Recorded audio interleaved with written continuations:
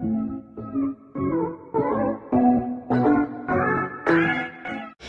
Eigenman, napakasaya ng buhay sa Isla Siargao. Ito nga ang kanyang pang-araw-araw at syempre walang pagsidla ng kanyang kasiyahan dahil sa paglaban ng kanyang anak na si Lilo at ng kanyang asawa na si Philmar sa surfing.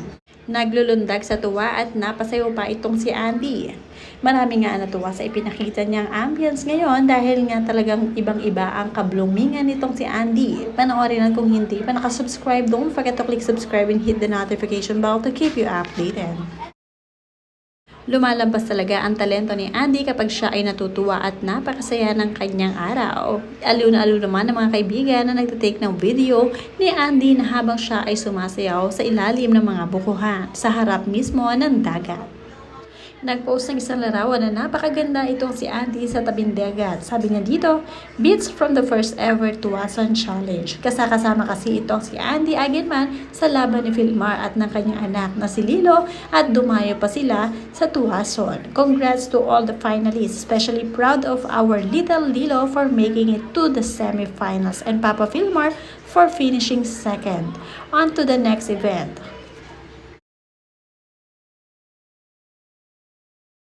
Tuwang-tuwa si Andy, buong team ng Siargao ay kasama niya sa isla kung saan dinayo nila ang labanan ng surfing.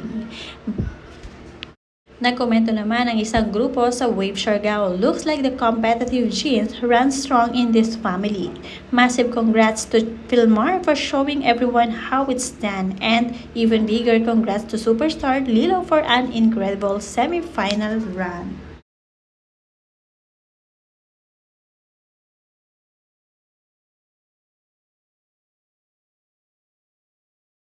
Hindi naman patatalo itong si Andy dahil maski siya ay nagpakitang gilas din at ipinakita ang kanyang talento pagdating sa surfing. Na-enhance na kasi ang skills nitong si Andy at talagang sanay na siyang mag-surf dahil nga naturuan siya ng kanyang asawa na si Philmar.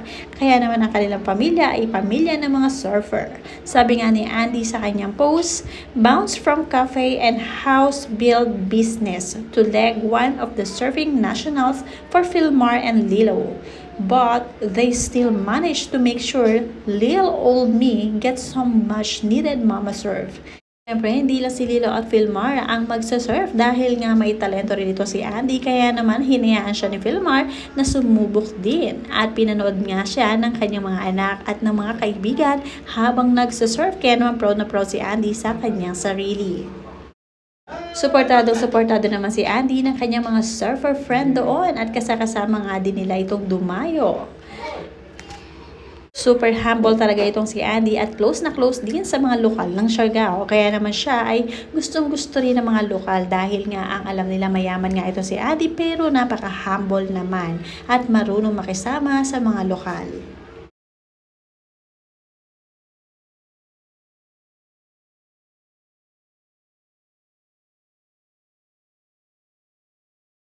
Matapos nga lumaban sa surfing ang mag-anak ay back to normal naman ang kanilang mga anak na sina Lilo at Koa. Ngayon naman ay oras ng kanilang pag-aaral sa bahay dahil nga homeschooling ang mga batang ito.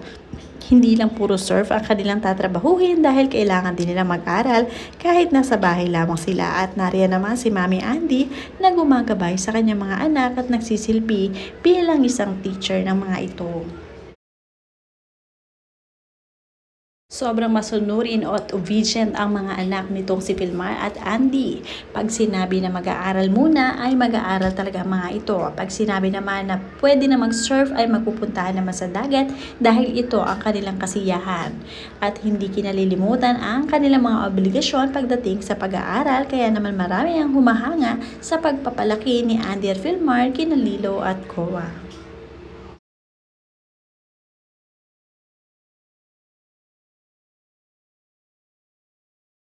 At ito namang si Lilo ay sumasama rin sa pagtitinda sa kanilang shop sa mismong tabi ng dagat, kung saan hinahayaan din ni Mami Andy at Papa Philmar ang mga ito na ma-expose pagdating sa kanilang mga business dahil nga para maging independent ang mga ito at magkaroon na rin ng kaalaman pagdating sa pagtatrabaho.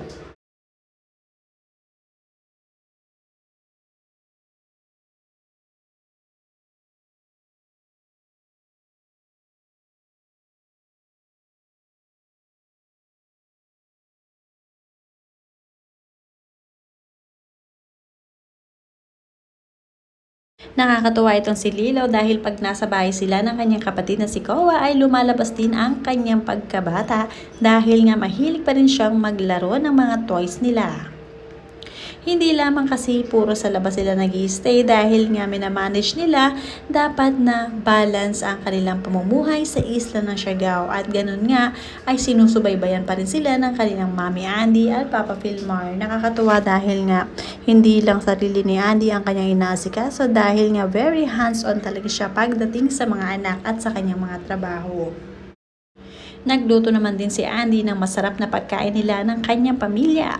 Pag walang ginagawa, talaga minimake sure na nakapagluluto si Andy ng mga healthy food para sa kanyang asawa na si Filmar at sabay sila na kumakain.